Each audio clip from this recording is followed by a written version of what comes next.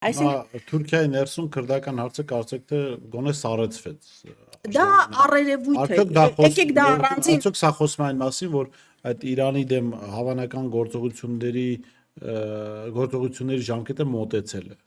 Ժամկետը վաղուց է մոտեցել, բայց դա հետաձգվում է թե Ռուսաստանի, թե Իրանի գործողությունների առումով։ Իսկ Ադրբեջանի այս ձգձգող քաղաքականությունը մենք տեսանք արդեն 22 թվականի վերջից, կհիշեք Պրահայում իր երազային համաձայնությունը կորզելուց հետո, որ Արցախը դիտարկվի Ադրբեջանի կազմում, ինչպես նույն Միշելը հստակ արտահայտեց առաջին անգամ պատմության մեջ Հայաստանի որևէ ղեկավար դրան համաձայնել է, նրանք անմիջապես ցատկեցին ռուս-իրանական հարթակ։ Հետո որպեսզի իրենց հետ բերեն, ամերիկյան կողմը ստիպեց, որպեսզի այդ դեկտեմբերյան միջոցառումները լինեն COP 29-ին համաձայնելու եւ դրա դիմաց 32 գերի տալու